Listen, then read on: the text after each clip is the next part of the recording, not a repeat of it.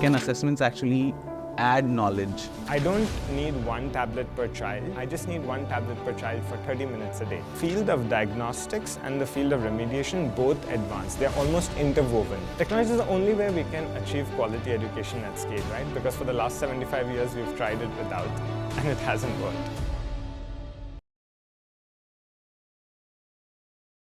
Welcome to KEF Kaarvaan, the podcast initiative of Kotak Education Foundation.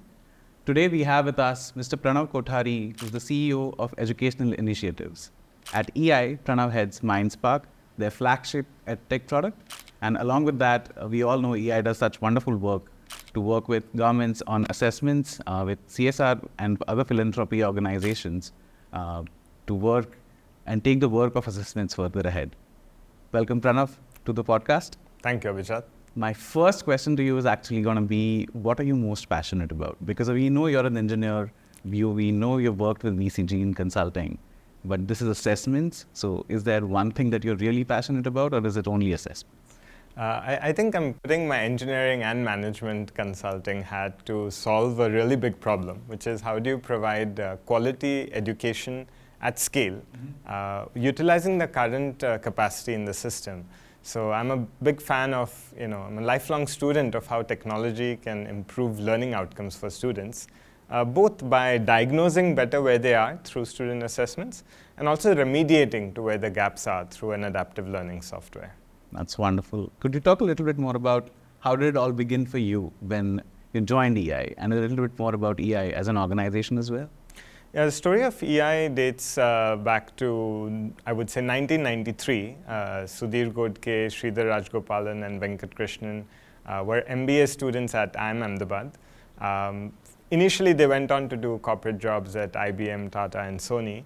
But in '95, they got an email from one of their visiting guest lecturers, Sunil Handa, saying that he intends to donate a large part of his wealth to start a school. The three of them went to casually meet him, hear him out, what his idea was. But by the end of the day, had actually decided to quit their jobs and be part of this team to start the school. I think they visited 100 schools before setting up the Eklavya in Ahmedabad. And over the next 5 years, they really did first principles approach by questioning everything from architecture to rules to food to they even started a teacher training college on site with the school, where teachers who were being trained were alternating a day in the school and a day in the college. When they ran this for 5 years, they saw that even when everything was picture perfect, buses were on time, teachers had the right degrees, students wore uniform, everything was timetable, children were not learning with understanding. They were memorizing facts, figures, procedures to get perfect scores on the test. But the moment you asked a question that checked for conceptual clarity was sorely lacking. In 2001, we also had a very large earthquake in Gujarat. And as they traveled around the state to rebuild some of these schools pedagogically, they found that this pattern of rote learning was not just in their school. It happened in the best private schools. It happened in government schools. It was very endemic. So their motivation to start EI was triggered by removing rote learning from the system. This is rote memorization without understanding. So that's how ASSET test came into being. ASSET is actually an acronym for Assessment of Scholastic Skills Through Educational Testing, since we're all geeks. Yes. But the idea was to bring this to surface. This is the invisible part when you walk into a school you don't see. But the tests actually show what skills and competencies have students mastered and where are they lacking, so that teachers can then begin the work. So that's the birth of EI and ASSET. Yeah. So an engineering geek got obsessed about assessments? So I, after engineering, I worked for 5 years at Boston Consulting and Private Equity. And, as the path was to do an MBA, as was expected, I was fortunate to study for 2 years at Harvard Business School. But that was such an inspirational place. Our first case study of the entrepreneurship curriculum was the Arvind Eye Hospital.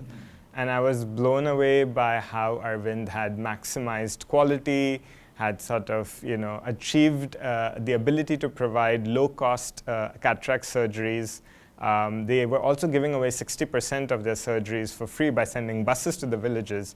And they were doing all of this by financial sustenance independence. They were not reliant on donations. And their secret sauce was throughput. They used some of the best equipment, the best doctors, but they were just doing many times more surgeries than typical hospitals. And I loved this concept of cross-subsidization. I loved this concept of efficiency. And I decided that I would come back to India and open a cross-subsidized school where rich and poor kids would study together. I would, run it as to the best of my abilities with high quality as well as high efficiency to be able to afford that. I spent 9 months on the ground. I was able to get 2 types of funding, but I did not convince enough parents who had trouble imagining their children sitting next to students from different levels. I also did not find a co-founder who would take care of the pedagogy. I didn't know the E of education. So after 9 months, I abandoned that search and instead cold emailed everybody from Shahin Mistry to Ashish Dhawan. They were kind enough to, meet me, and after a search that spanned all of India, I had an offer to join EI, and that was my entry there. Yeah. Wonderful. It's a wonderful journey of being passionate about something and then finding the right organization to work with it. So if you could talk a little bit more about, what is the one moment where you realize that this is what I really want to do at EI? You'd be surprised. All these stories sound good in hindsight, but at that time, I had gone through 7 rounds of interviews at EI. Neither did I know what I would be doing there, and nor did they have anybody with a resume like mine. So more out of desperation, I just took my laptop and sat outside the CEO Sridhar's office and said, "Why don't you give me work for today, and we'll see how it goes." And that one day became 2 days, became 2 weeks, became months. And at the end of that, I had an offer letter to join EI. So I started more organically. They just happened to staff me on Mindspark, and I just, took to it. Luckily, I got a chance to write a grant, and we were Central Square Foundation's first grantee to run Mindspark centers in urban slums of Delhi. To be honest, at 28, I'd never stepped into a slum before. I'd not seen poverty up close. So this was a bit of a rude shock from the comforts of 5-star hotels and first class in the US to Sangam Vihar in Delhi. But I think the one thing that kept me going was I found my work to be purposeful, to be meaningful. I really enjoyed watching children master new skills every time I met them. It did seem like an important and meaningful problem to solve, so the engineering and the consultant had, this 2 boxes got checked. Of course, I had an amazing, incredibly motivated team that sort of recharged my batteries.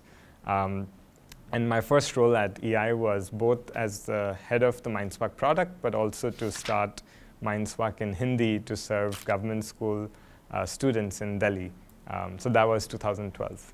That's amazing. And incidentally, this resonates a lot with me as an engineer myself. I started my journey with Teach for India in 2012, learned a lot about education and how education works in government schools. Yeah. And for me, how I looked at it is there is pedagogy, there is curriculum, there is teaching learning practices, and then there is assessments. Like I always thought about it very differently. Yeah. But very seldom have I come across assessments that make me realize that I'm learning something. Or I have an aha moment and I'm like, oh, I want to learn something more about it. So I would love to hear more from you about that. Maybe when we think about student learning outcomes, we think about assessments to test the knowledge, but can assessments actually add knowledge for anyone? Yeah, that's a great framework to think about. Let me use some words. Assessments of learning is essentially what we're most used to, where we think test is to check. Yes. Or sometimes to grade, to rank, but largely it's a test to check how much do you remember, how much have you understood sometimes. In that setup, it's hard to connect how that test itself would help in learning. The long pathway on this would be that you compute the results, you draw pedagogy insights, you train the teacher so that the next batch sort of does it, and even for the child, if possible, to give a personalized report on where they made a mistake and how. So that's a longer pathway. Yeah. So that's assessments of learning, and that's what we normally come across. Now, sometimes you also come across assessments for learning, in which case you ask questions that are carefully curated, where you think very carefully about the wrong answers, the distractors, because sometimes you want to trap misconceptions. Yeah. For example, students think that 2.5 kilos is less than 2.33 kilos because they think 5 is smaller than 33. Right? So you need to build in certain distractors to understand why they have a particular mistake, and that can then help the student and the teacher and the parent sometimes improve. So I would say when assessments are carefully designed and pedagogy insights are drawn and reports are given, that could be an assessment for learning improvement. But the third one, which you alluded to, is assessments is learning. And when can that happen? So that happens under two conditions. One, when the feedback is given immediately and customized to the mistake the child makes. So let's take linear equations. You have 3x plus 7 is equal to 10. One popular mistake students make is 3x is equal to 10 plus 7. So they don't subtract 7 from both sides, or they don't change the sign of the term. They go through the whole thing. They would get x is equal to something, and they would get it wrong. Now, if this were to happen, which is what happens mostly, there's no way the child understood something. But just imagine, and this we've built it into the Mindspark software, is that the moment the child made that intermediate step wrong, we give feedback and we tell the student, wait, this should be 3, you need to subtract 7 on both sides.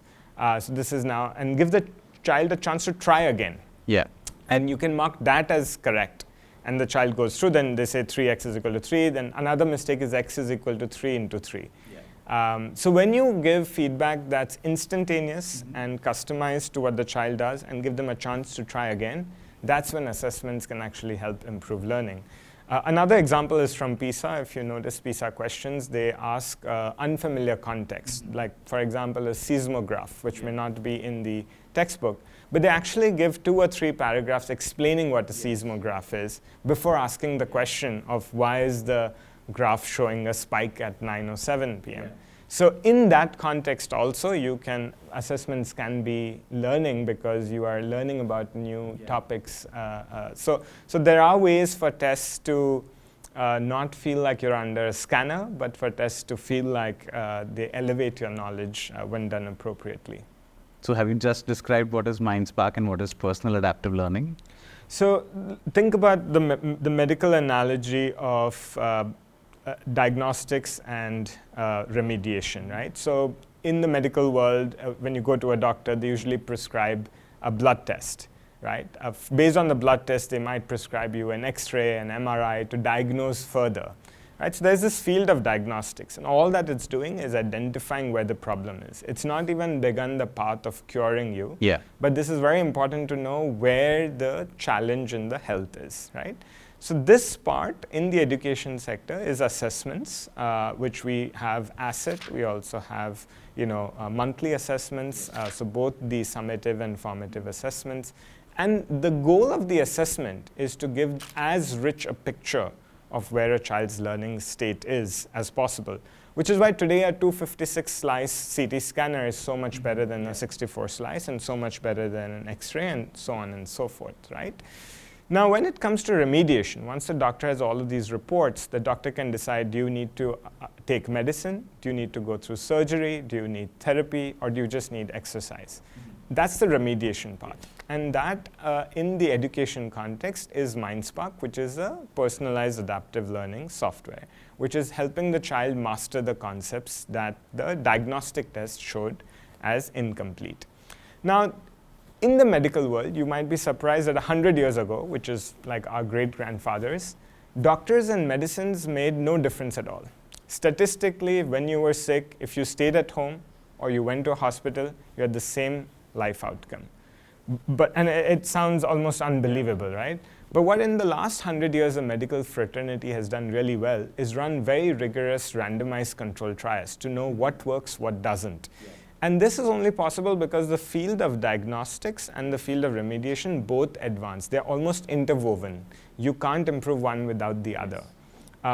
So that's what I feel education is today, where medicine was 100 years ago.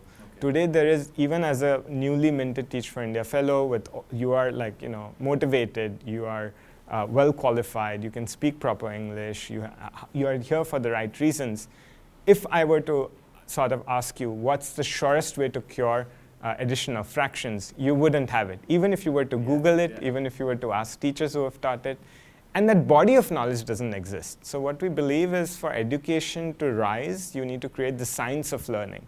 Just like how you've had a science of medicine, a science of psychology, a science of running a lean business. You have thousands of books of well-researched documentation there, which we don't have in education yet. So to tie it all together, you need assessments to get a rich picture of where the child is. We do that through asset and cares. You need learning software, which is personalized to a child, and that's what we do through Mindspark.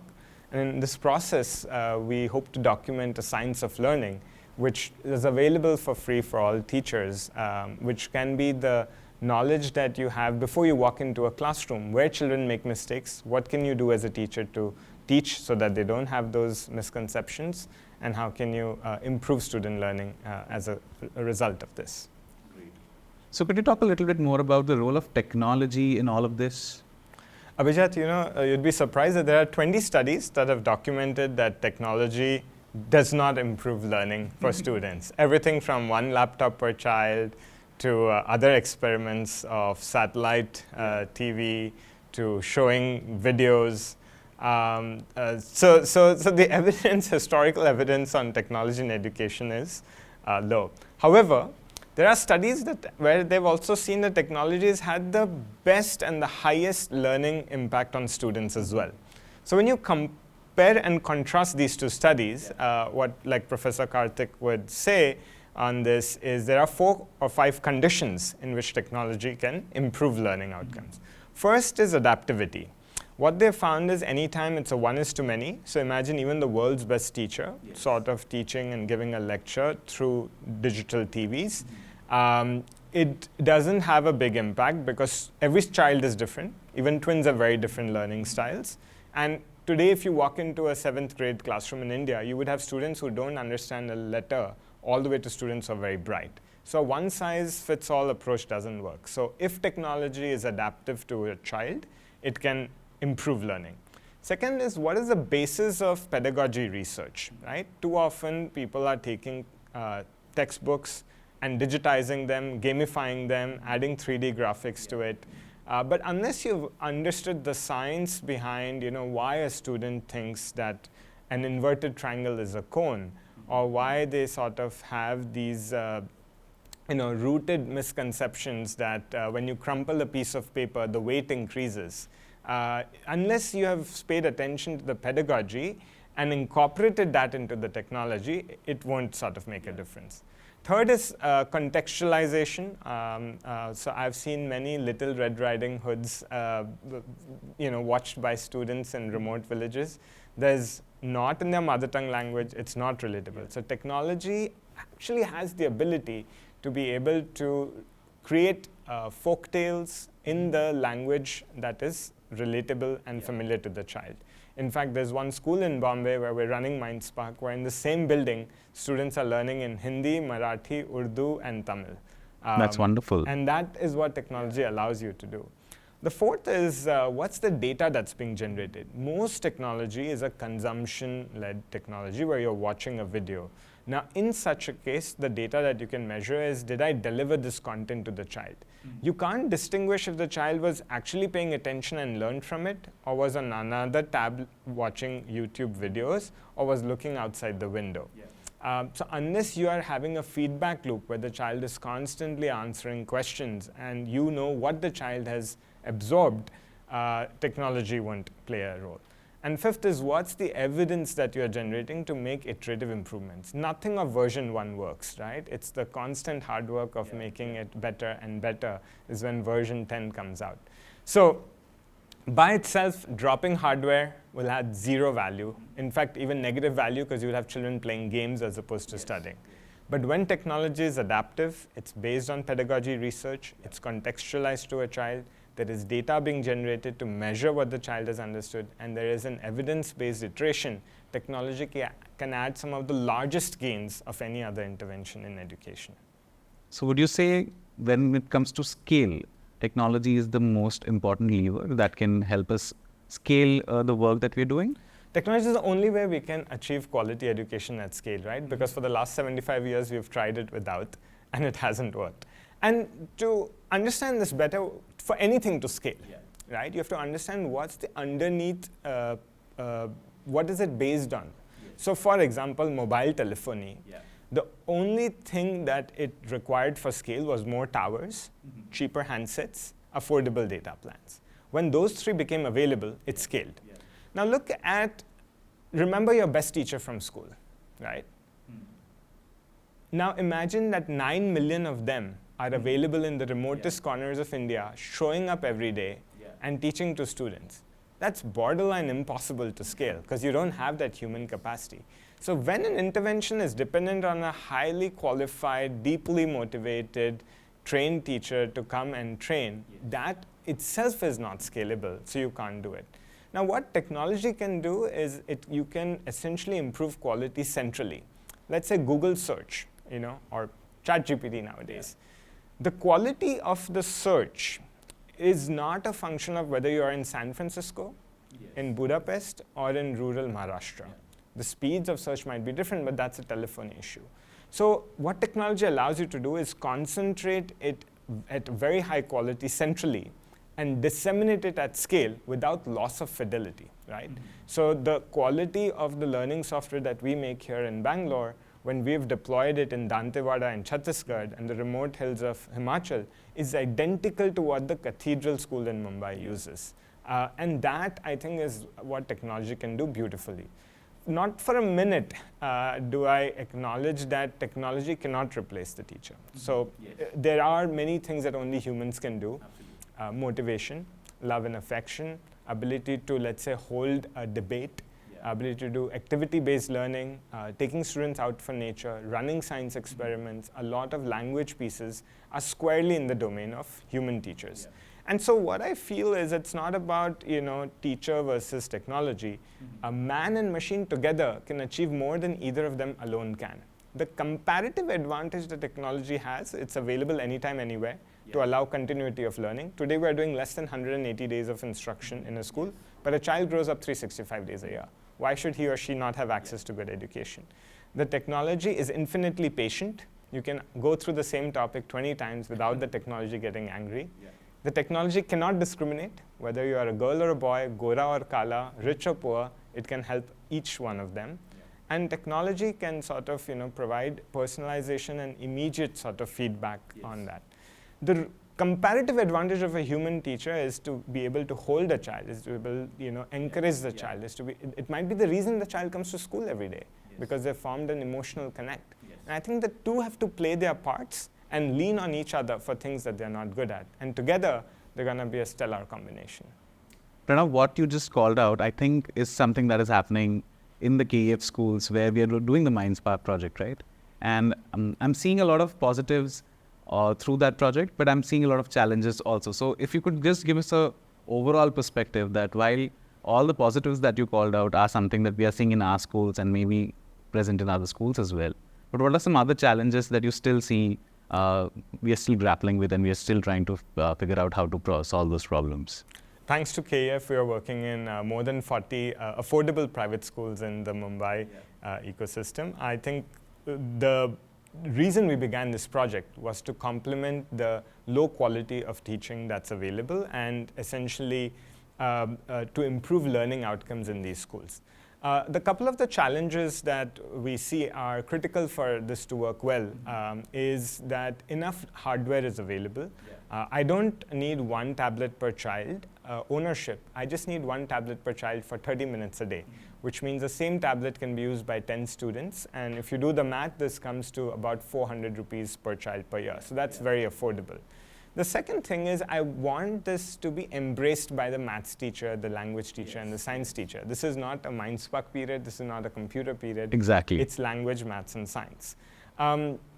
And this is a learning curve. There are teachers who have just joined the profession, who are young, who are tech savvy, who are open-minded, who are actually lapping this up. And in some of the schools, we have found children are learning about 2 to 3 years in one academic year. But there are also teachers who are resistant to it. It does feel territory encroachment. It does feel added work to some. But unless we get them to embrace it, this is going to be a challenge. Third is, I think initially we may need to give more support, and that's expensive field teams, more monitoring, more evaluation, and that's something that we have learned in this journey. So I think technology is not a silver bullet, it's not a panacea, but when implemented well, I think it can guarantee learning, and it can also provide real-time data on how much usage has happened. See, most interventions you get to know only after the fact. Right? After everything is over, you get to know whether it had an impact or not. But with the adaptive learning software, I can tell you every day how much each child and how much each school and how much each teacher has done. I think leading indicators give us the chance to adapt operations to be able to pivot and do it better. So those have been the 3 challenges in the project that we have seen. If I can ask you, is this affordable? When you're testing an entire grade, testing once a year or maximum twice a year is good enough. What data I've generated is the pattern of the mistake the student is making so that I can actually remediate better. It's not like every teacher has to be like the best teacher we had in our school. All we need is every teacher to be 1% better tomorrow.